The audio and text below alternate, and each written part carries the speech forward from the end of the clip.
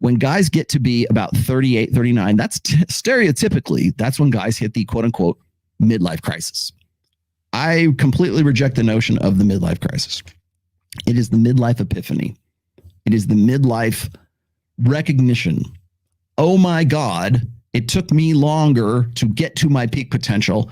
And I wish I would have made those decisions, different decisions than I did in my past that are now affecting where I'm at right now.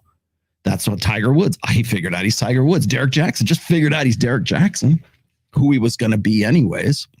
Some people will say, it's like you could be in your 50s and that's like your peak potential. I mean, and maybe you can make that argument. But again, I have to sort of look at things realistically here. I was in much better. I could have been in much better shape back when I was in my mid 30s. I chose a different life path, a different lifestyle. However, I understand why it is that women want to emphasize the midlife crisis. And you're right. Yes, Hex Enrique. It is most definitely a shaming tactic. Where'd you put that? Well, I'll put you up there for that one. That was pretty good. It's a shaming tactic, but it's also a delaying tactic. It's also a buffer.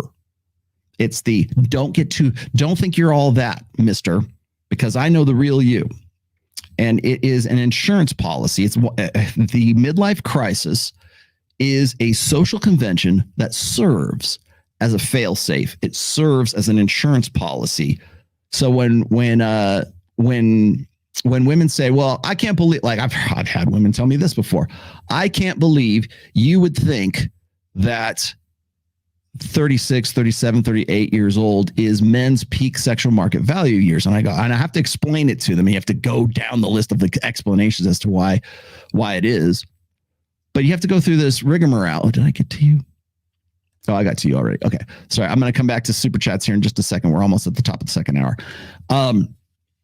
So when I see like the midlife crisis, I've written at least 3 different articles or essays about the midlife crisis. And this is what I have to say is that it's guys who realize their life that could have been had they made different decisions.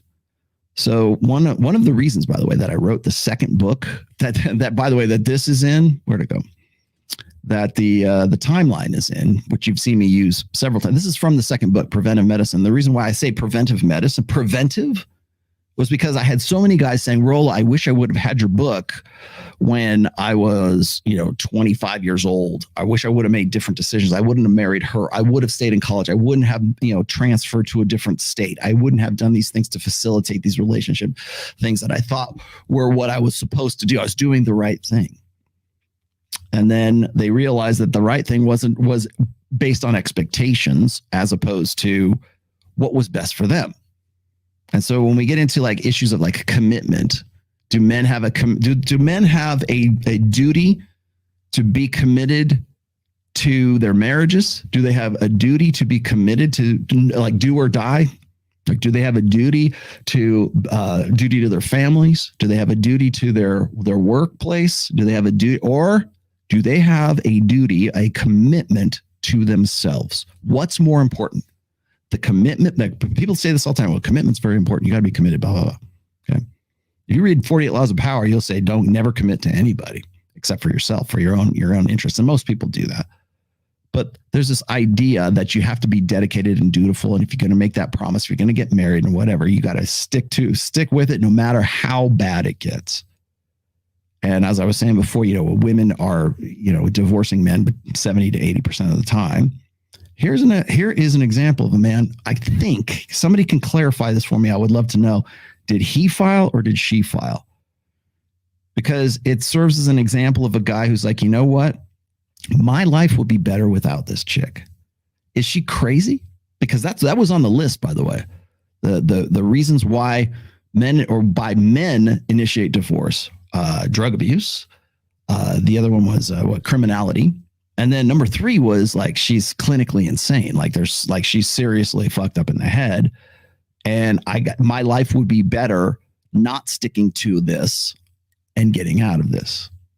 Now, if you read his, like I read earlier, like what his explanation of his, wanting to get out, well, now we're going to be co-parents. He talks about himself in the third person, which is exactly what I talk about myself in the third person sometimes when I'm saying, hey, Rollo Tomasi can't go into this place and not say this, right? I will do that, but I'm doing that from a brand perspective. I'm not doing that from a personal perspective. So it's not like I'm trying to dissociate myself from, my wife or my family or anything. I do that because it's like the brand of Rollo Tomasi. In fact, I do that because I want there to be a separation between the brand of Rollo Tomasi and the rational male and who I am as a person when I turn off the phone and turn off the mic and turn off the camera. Because I think that's important to maintain your persona and not to be that guy all the time.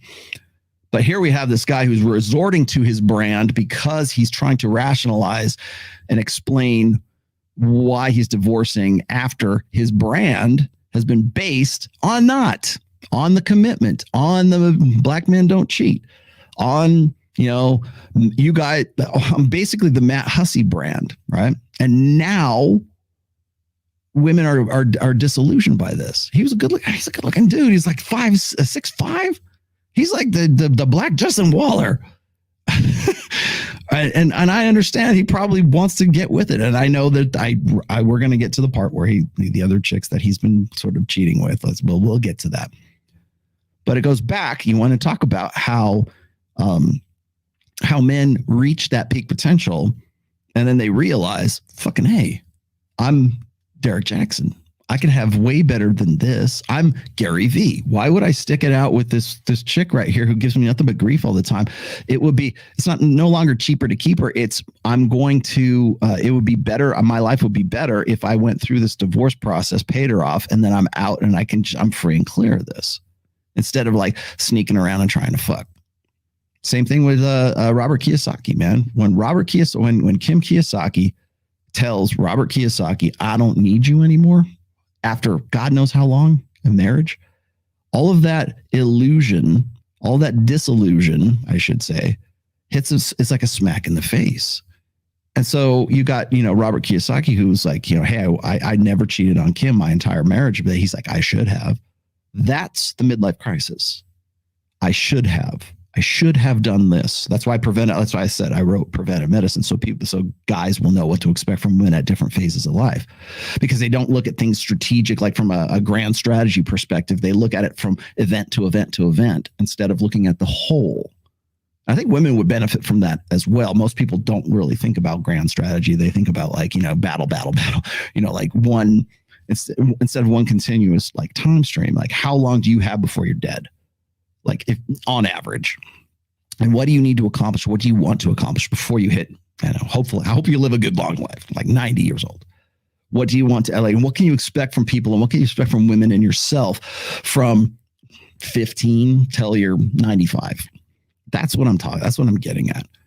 And so when guys get to that 40-year-old mark and women want to say, oh, you're just trying to relive your high school year, your glory days. You're just trying to relive, when you were the quarterback of the high school football team at homecoming, right? And you won the game, right? That's like they want to belittle you. God damn it. I hate it.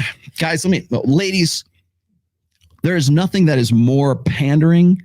There is nothing that is more annoying than when a woman goes, oh, you and your little insert whatever, you and your little career, you and your little this, little that, you and your little manosphere guys, you're in your little red pill. Anything, whenever you hear that word little, that's, first of all, that's passive aggressive, but whenever, especially if it's something that's important, you and your little guitars, you're like Eddie Van Halen, you and your little guitars, right? Don't use that. Stop using that, lady. You want to tell you what language not to stop using, ladies? Stop using that word. You and your little friends. But when the guys get to that point, when they get to their peak potential years, you have to remember that the things that put you at that peak potential are also going to be very threatening to women, because they know that you've turned yourself into, it takes longer, by the way, turned yourself into the guy that other men want to be and other women want to fuck.